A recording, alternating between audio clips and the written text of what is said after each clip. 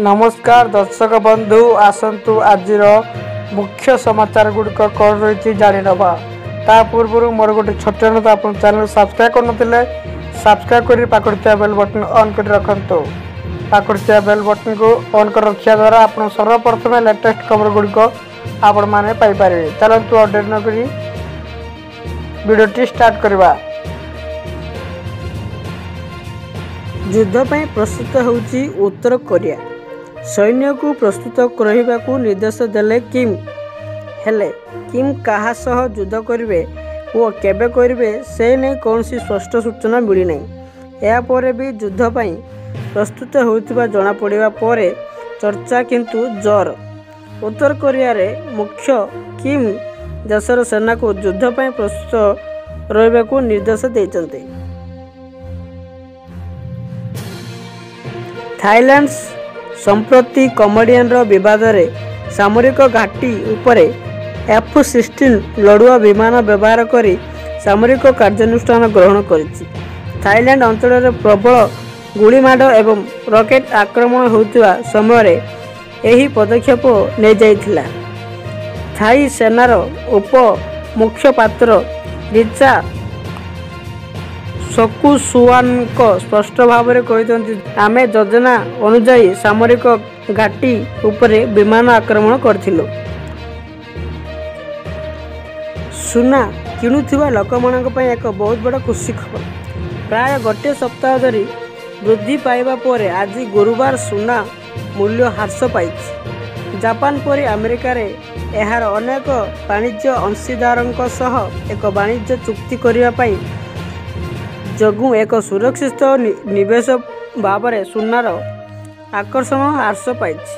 गोटे दिन एमती कमिला बुधवार दिन 24 कैरेट सुनार मूल्य प्रति 10 ग्राम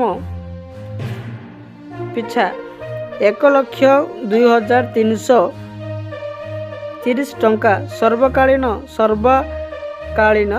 सर्वोच्च स्तर में पहुंचला। पीपीसी सभापति अनास्था प्रस्ताव को नहीं राजनीति सरगमर रही। कांग्रेस बीजेडी मिसी भाजपा सरकार विरोध में विधानसभा रे अनास्था प्रस्ताव को आने को पीसीबी सभापति भक्त चरण दास कहते जहां नहीं एबे बयानबाजी बढ़िया लगी।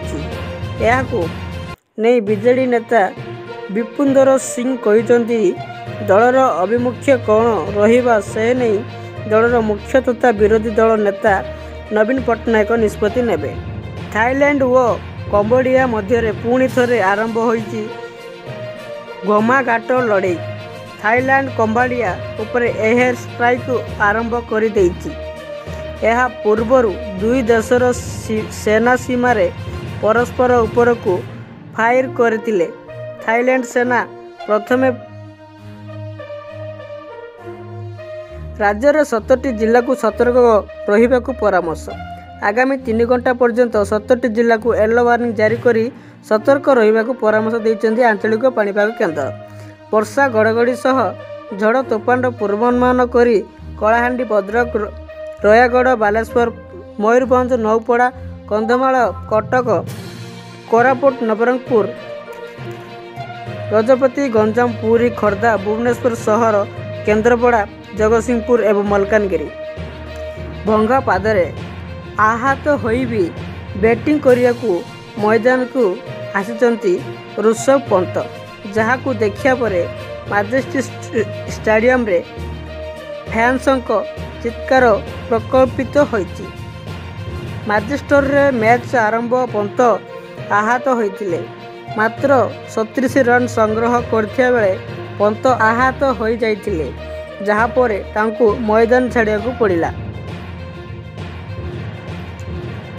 एशिया कप 2025 पर भारत और पाकिस्तान एक ग्रुप रे स्थान पाइबार संभावना रही।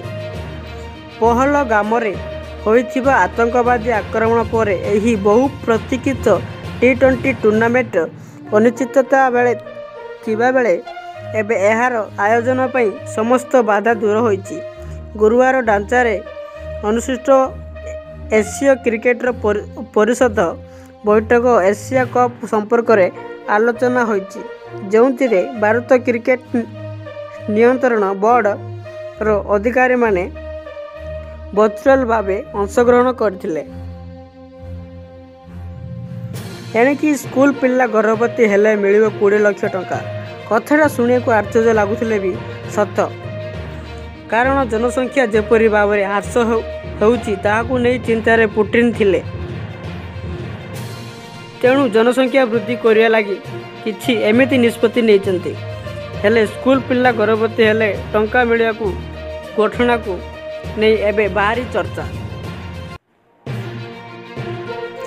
ଆଜି ଉତ୍ତର ବଙ୍ଗୋପସାଗରରେ ଏକ ଘୂର୍ଣ୍ଣିବଳୟ ସୃଷ୍ଟି ହେବ। ଆସନ୍ତାକାଲି ଏହା ଲଘୁଚାପ କ୍ଷେତ୍ରରେ ପରିଣତ ହେବାର ସମ୍ଭାବନା ରହିଛି। ଫଳରେ ଆସନ୍ତାକାଲିଠାରୁ ରାଜ୍ୟରେ ବର୍ଷାର ପରିମାଣ ବଢ଼ିବ। ଆଜି କୋରାପୁଟ, ମାଲକାନଗିରି, ନବରଙ୍ଗପୁର, ନୂଆପଡ଼ା ପ୍ରବଳ ବର୍ଷା ହେବାର ସମ୍ଭାବନା ରହିଛି। 24 ଘଣ୍ଟା ପାଇଁ ପ୍ରବଳ ବର୍ଷା ସହ ପ୍ରତି ଘଣ୍ଟା 30ରୁ 40 କିଲୋମିଟର ମଧ୍ୟ ହେବ।